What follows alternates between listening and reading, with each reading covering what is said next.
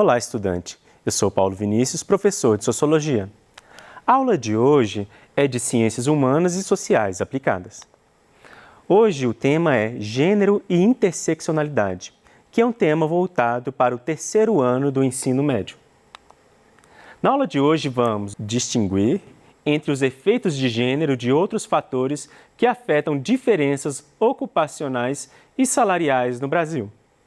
Nós não vamos focar apenas nas relações de trabalho e nas diferenças salariais, mas vamos entender como esse conceito gênero e de interseccionalidade acabam reproduzindo no ambiente de trabalho e no salário das pessoas no dia a dia. Então, para iniciar nossa conversa, nós precisamos entender primeiro o que é gênero. Gênero é um conceito que busca compreender os papéis desiguais, submissos, construídos histórica e socialmente em relação às mulheres. É um conceito que se refere à construção social do sexo, ou seja, à definição pela sociedade do significado do sexo biológico. Então, nós precisamos entender o seguinte: quando falamos de gênero, não estamos falando do sexo biológico com o qual a pessoa nasceu. Então, gênero é o papel social construído em cima do sexo biológico que a pessoa nasceu. Quando meninos e meninas nascem, desde o seu nascimento, os mais velhos, adultos, pais, responsáveis, acabam atribuindo papéis sociais que são esperados para cada um deles pelo fato de serem homens ou mulheres. E com isso, a sua construção social vai ser focada em como o seu comportamento deve ser pelo fato de terem nascido com o sexo biológico masculino ou feminino. Com isso, a sociedade vai atribuir determinados papéis sociais, falando o que é próprio para homens e o que é próprio para mulheres. Nesse sentido, o grupo que vai ser afetado mais ainda na nossa sociedade são as mulheres, pois os papéis sociais que elas recebem, que são atribuídos a elas, são papéis de submissão em relação aos homens. Então, nós vamos ver papéis submissos nas relações de poder, nas relações de trabalho, nas relações familiares. E as discussões de gênero, elas vêm para repensar essas práticas e superá-las. Então, quando a gente pensa no sexo biológico, nós vamos pensar, nós devemos tratar determinados comportamentos para homens e mulheres só por causa do sexo biológico com o qual ela nasceu? E nas discussões atuais, onde nós temos pensado a questão das pessoas transexuais, onde elas não se identificam, o seu gênero não se identifica com o sexo biológico. Então, nós não vamos respeitá-las porque elas não estão cumprindo o comportamento social que é esperado delas. Então, as discussões de gênero, elas vêm para superar essa forma de pensar.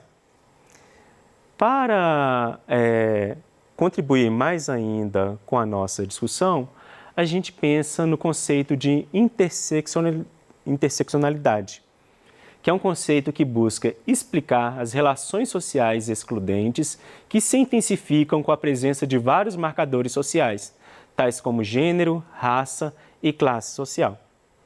Se nós temos papéis sociais que são atribuídos para homens e mulheres, eles vão se intensificar mais ainda com o lugar que essas pessoas ocupam na sociedade, pela sua raça, pela sua classe social, pela sua religião.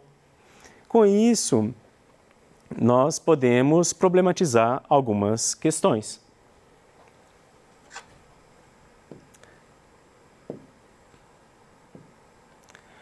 Por exemplo, nas relações de poder, num país onde a desigualdade social é muito alta, nós vamos ter o seguinte: se o país é machista, então nós temos uma relação de poder de homens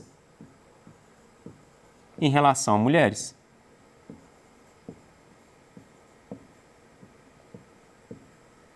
Se nós temos um país racista, então nós vamos ter uma relação de poder, uma relação desigual entre pessoas brancas e pessoas negras.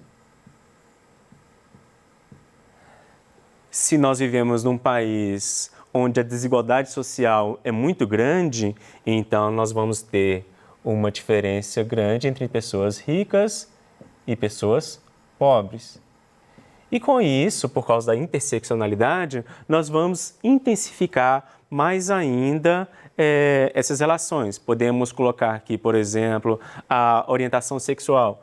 Então, as pessoas heterossexuais,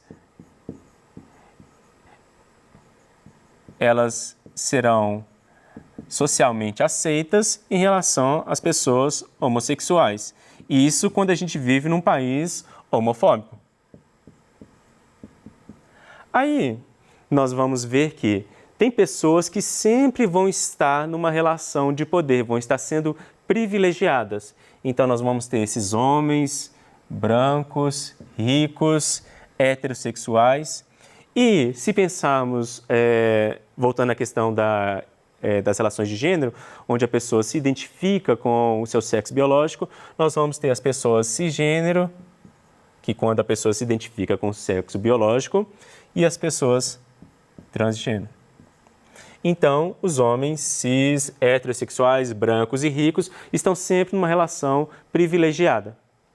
E nessa relação onde tem uma hierarquia das desigualdades, nós vamos ver que mulheres, se elas forem negras, pobres ou homossexuais e transexuais, elas vão ser mais prejudicadas numa sociedade carregada de preconceitos como a nossa.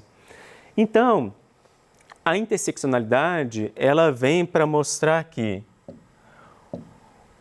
o que pessoas sofrem, vamos pensar, o que as mulheres sofrem num país machista, é diferente se for entre mulheres brancas e mulheres negras.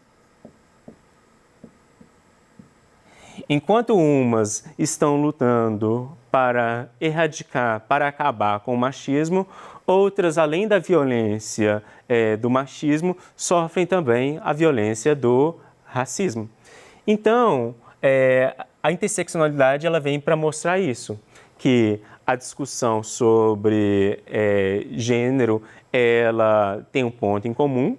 Vamos pensar, no caso, a superação e a erradicação do machismo, mas como cada uma das mulheres sofre na sociedade é diferente. E isso vai se agravar, por exemplo, pela sua orientação sexual. Vamos colocar aqui de forma genérica.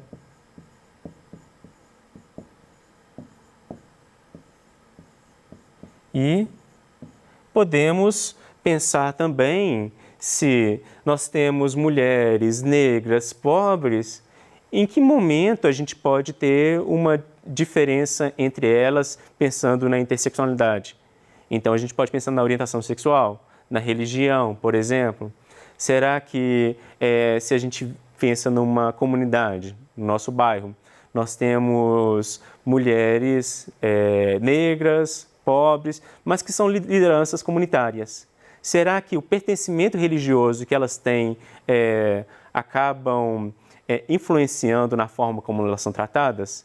Por exemplo, se uma pessoa ela é uma liderança de uma igreja ligada ao cristianismo ou de uma religião de matriz africana, será que elas têm o mesmo tratamento na comunidade? Então, é algo a se pensar quando a gente pensa na interseccionalidade. Aí, para problematizar um pouco, para a gente refletir sobre essa interseccionalidade, nós vamos ver as diferenças salariais. Primeiro, nós temos situações onde há uma diferença salarial entre homens e mulheres. Mulheres recebem menos que os homens nas mesmas funções.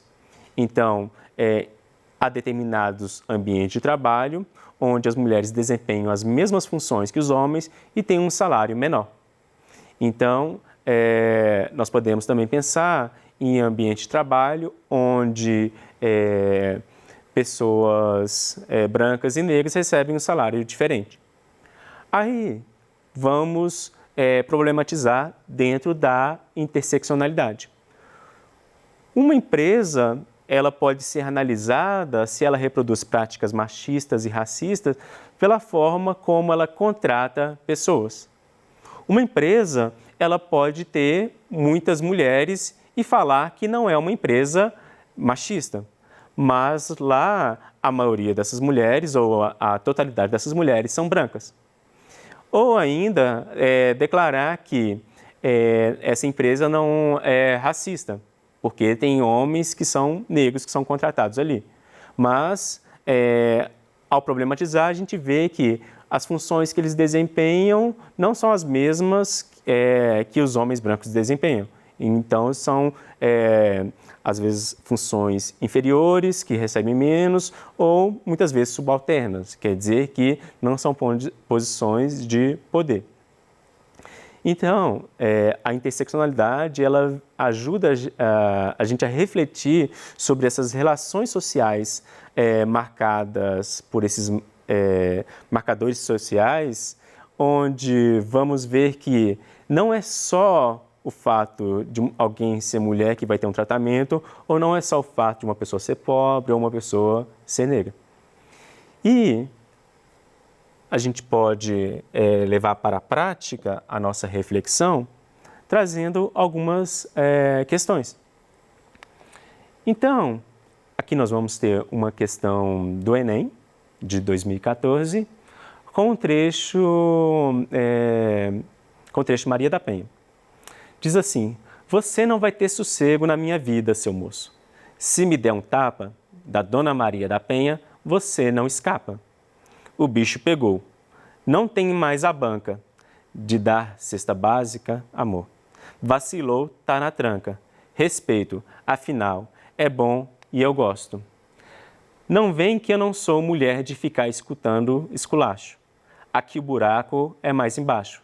A nossa paixão já foi tarde. Se quer um conselho, não venha com essa arrogância ferrenha, vai dar com a cara bem na mão da Maria da Penha.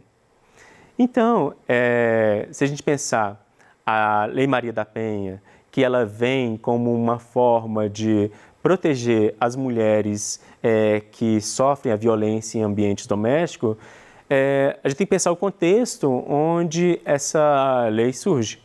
Porque antes da Lei Maria da Penha, muitas mulheres viviam relações abusivas, passavam por várias violências domésticas e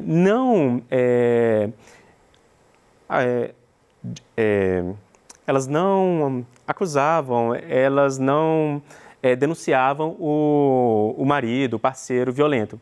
Então, acabavam ficando nessa relação de violência doméstica e, em muitos casos, porque ficavam numa relação de dependência financeira. Então, a não inserção das mulheres no mercado de trabalho contribui, inclusive, para essa relação de poder, onde muitas mulheres ficam presas a relacionamentos abusivos. Então, aqui vemos que uma mulher, ela supera essa relação porque ela está amparada por uma lei que a protege, a Lei Maria da Penha. Então, a letra da canção faz referência a uma iniciativa destinada a combater um tipo de desrespeito e exclusão social associado principalmente a mudanças decorrentes da entrada da mulher no mercado de trabalho, b.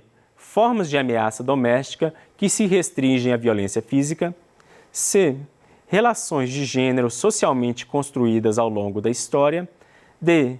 violência doméstica contra a mulher relacionada à pobreza, e ingestão excessiva de álcool pelos homens. Em um primeiro momento, várias alternativas elas podem parecer verdadeiras, porque nós vamos ver que a entrada da mulher no mercado de trabalho contribui para que ela não aceite relacionamentos abusivos, formas de violências domésticas que restringem a violência física. Então, nós vamos ver que nesses relacionamentos abusivos, essas mulheres sofrem violência física. A D, violência doméstica contra a mulher relacionada à pobreza. Muitas mulheres pobres que estão numa dependência financeira acabam passando por isso. E a ingestão excessiva de álcool pelos homens, que muitos homens, devido ao alcoolismo, eles acabam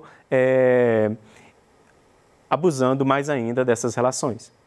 Mas, como a gente está falando da Lei Maria da Penha, que ela pensa as relações de gênero de uma forma mais ampla, então a alternativa correta é a C, as relações de gênero socialmente construídas ao longo da história, pois somente ao se repensar essas relações de gênero que é possível superar essas práticas e propor formas de proteção da mulher. E com isso, as mulheres entendendo essas relações de gênero, essas relações onde ela não precisa estar submetida a um homem, por exemplo, ela pode romper com essa relação abusiva. Nós temos outra questão, também relacionada à Lei Maria da Penha, também do Enem de 2014, que diz assim: o texto 1 do Código Civil de 1916 diz: o marido é o chefe da sociedade conjugal, função que exerce com a colaboração da mulher no interesse comum do casal e dos filhos. Então, no Código Civil de 1916, nós temos uma compreensão de que um ambiente familiar é formado pela união entre o homem e a mulher e os filhos, onde o homem é o chefe dessa família. O texto 2, já com a contribuição da Lei Maria da Penha, diz que no âmbito da família, compreendida como uma comunidade formada por indivíduos que são ou se consideram aparentados, unidos por laços naturais, por afinidade ou por vontade expressa. Parágrafo único. As relações pessoais enunciadas nesse artigo independem de orientação sexual. Então, a Lei Maria da Penha, além de contribuir para a redução da violência doméstica, ela amplia a compreensão de família, falando que a família não é apenas aquele grupo formado por laços de parentesco, laços sanguíneos, e que para ser um casal não precisam ser pessoas heterossexuais. Então, independem da orientação sexual. As leis de um país expressam o processo de mudanças na sociedade.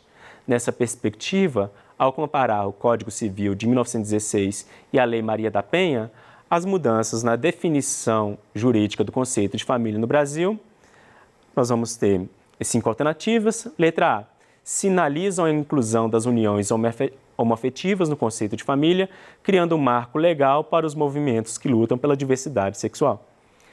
Restringem os questionamentos aos direitos relacionados à situação feminina, mantendo o papel do homem como chefe da sociedade conjugal. C, remetem às origens primárias da família, confirmando a relação entre homem, mulher e seus filhos como a base da instituição familiar. D, reforçam os papéis tradicionais atribuídos aos sexos, concebendo direitos e deveres em conformidade com o gênero. E, reconhece a necessidade de homens e mulheres em formar pequenos grupos, concedendo à família a função de manter a estabilidade social. Vários desses itens, eles estão relacionados ao primeiro texto, onde há uma compreensão de família, onde ela é mais restrita, onde o homem é o chefe desse modelo. Mas a Lei Maria da Penha, ela vem superar isso, sinalizando, aqui a letra A, sinalizam a inclusão das uniões homoafetivas no conceito de família, criando um marco legal para os movimentos que lutam pela diversidade sexual. Então, a Lei Maria da Penha, lembrando mais uma vez, ela, além de contribuir para a redução da violência doméstica, para que as mulheres tenham autonomia de saírem desses relacionamentos abusivos, mas a lei também contribui para uma nova compreensão de família que independe das orientações sexuais. Então, nossa aula termina aqui. Muito obrigado e até a próxima.